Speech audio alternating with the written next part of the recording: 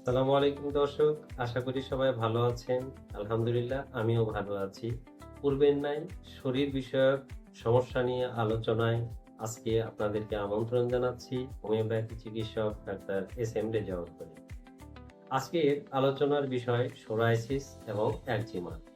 প্রথমে আপনাদেরকে জানাবো সোরায়াসিস কি, এটা কেন হয়, শরীরের কোন কোন অঙ্গে সাধারণত এর বহিঃপ্রকাশ ঘটে এবং সোরায়াসিস হলে সাধারণত কিভাবে এর বহিঃপ্রকাশ ঘটে এবং কি কি সমস্যা তৈরি হয় শরীরে। সোরায়াসিস এর বাংলা অর্থ হলো খোলস ওঠা। অর্থাৎ এ রোগ যখন হয় সাধারণত প্রথমে ফুসকুড়ি দানার মতো কিছু বৃদ্ধি চোখে পড়ে। চুলকানোর ফলে সেখান থেকে কিছু খোলস উঠতে শুরু করে এবং পাশের ত্বকেও লাল ভাবটা আ আ দৃষ্টিতে আসে এবং সেখানে ফুলে যায়। পরবর্তীতে এখানে খোসার মতো অথবা খোলস উঠতে দেখা যায়। সাধারণত হাতের তালুতে, পায়ের তালুতে, কনুইয়ের ভাঁজে, হাঁটুর ভাঁজে এসব অঞ্চলেই সাধারণত বেশি খোলস উঠতে দেখা যায়। তবে কখনো কখনো মাথার ত্বকেও এর বহিঃপ্রকাশ ঘটে থাকে। বৈজ্ঞানিকভাবে সুনির্দিষ্ট কোনো কারণ এখনো উদ্ঘাটন হয়নি।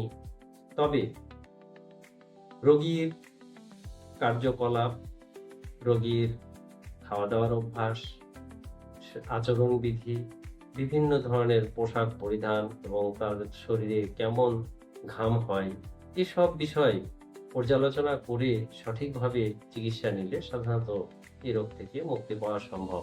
যদিও খুব সহজে এ রোগটা আরোগ্য হতে চায় না। একবার আরোগ্য হলে বেশ কিছুদিন ভালো থাকে, তবে আবারও পুনরায় এর আক্রমণ ঘটে থাকে। সাধারণত রোগের ধরন, রোগের আক্রান্ত অঙ্গগুলো, এগুলোর অবস্থা দেখে এবং রোগীর পিপাসা, প্রস্রাব পায়খানা, খাবার অভ্যাস এগুলো বিবেচনা করে সঠিক ওষুধ নির্বাচনের মাধ্যমে রোগীকে সম্পূর্ণ আরোগ্য করা সম্ভব। এখন আপনাদেরকে জানাবো একজিমা কি? একজিমা মূলত এক ধরনের ত্বক প্রদাহ বা ডার্মাটাইটিস থেকে এর উদ্ভব হয়। সাধারণত রোগীর ত্বকে এক ধরনের ফাঙ্গাল ইনফেকশন হয়ে থাকে এবং অত্যন্ত প্রদাহিত হয়, জ্বালাকর। প্রথমে ছোট্ট ফুসকুড়ি দানার মতো বৃদ্ধি চোখে পড়ে। কখনো কখনো চুলকাইতে সেখান থেকে রস এবং আঠার মতো পদার্থ নিঃসরণ হতে দেখা যায়। আবার কখনো কখনো এখানে এই আক্রান্ত জায়গা থেকে পুঁজ নিঃসরণ হতেও দেখা যায় এবং এই পুঁজ বা আঠালো পদার্থ শরীরের যে অঙ্গে লাগে সেখানেও প্রদাহিত হতে দেখা যায় এবং একইভাবে রোগের পুনর্ব্যক্তি হতে থাকে। যদি সঠিকভাবে চিকিৎসা নেওয়া হয় তবে এ রোগ থেকেও মুক্তি পাওয়া সম্ভব।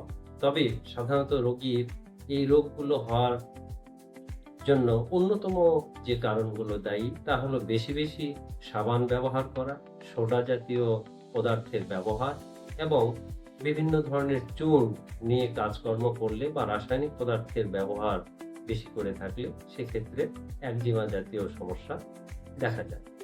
তবে একজিমা ত্বকের সব জায়গায় হতে পারে। এখানে অনেক সময় এতটাই প্রদাহিত হয় যে চুলকাইতে গিয়ে অনেক সময় রক্তপাত হয়ে যায় এবং কষ্ট বা জ্বালা যন্ত্রণা আরো বৃদ্ধি পেতে পারে। এখন আপনাদেরকে জানাবো সোরায়াসিস হলে সাধারণত এর চিকিৎসা বা বিভিন্ন ধরনের পথ্যগুলো কি হয়ে থাকে।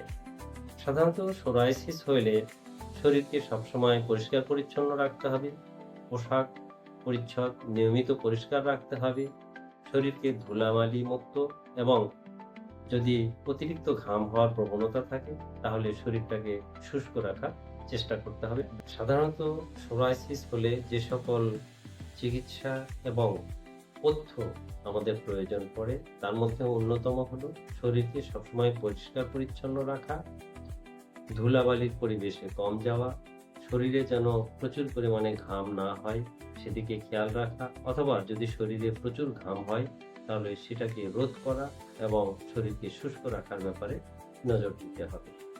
আর খাবারের ব্যাপারে আমাদের অতিরিক্ত ঝাল, টক ইত্যাদি জাতীয় খাবার পরিহার করতে হবে।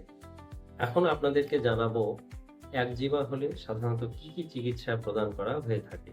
সাধারণত শরীরকে সবসময় পরিষ্কার পরিচ্ছন্ন রাখা, ধুলোবালি মুক্ত পরিবেশে চলাফেরা করা, নির্মল বায়ুতে হাঁটাচলা করা এবং পথ্যের মধ্যে রয়েছে লঘু খাবার যেগুলো খুব সহজেই পরিপাক হয় এবং অতিরিক্ত টক, ঝাল, মিষ্টি এ জাতীয় খাবারগুলো বর্জন করা এবং শরীরকে চুলকানো থেকে বিরত থাকা। ক্ষতস্থান থাকলে ক্ষতস্থানে সাধারণত অলিভ অয়েল অথবা সরিষার তেল লাগানো উত্তম। এতে করে প্রদাহ কমতে শুরু করে এবং ক্রমান্বয়ে উন্নতির দিকে ধাবমান হয়। এ ব্যাপারে সবসময় সচেষ্ট থাকলে এ রোগ থেকে দ্রুতই মুক্তি লাভ করা সম্ভব। তাই চিকিৎসা সেবার জন্য যোগাযোগ করুন সাদাব হোমিও হল, ৩৩২ নিচতলা, উত্তর শাহজাহানপুর, ঢাকা এবং স্ক্রিনে দেয়া নাম্বারে আগেই যোগাযোগ করুন। সবাই ভালো থাকবেন। ধন্যবাদ।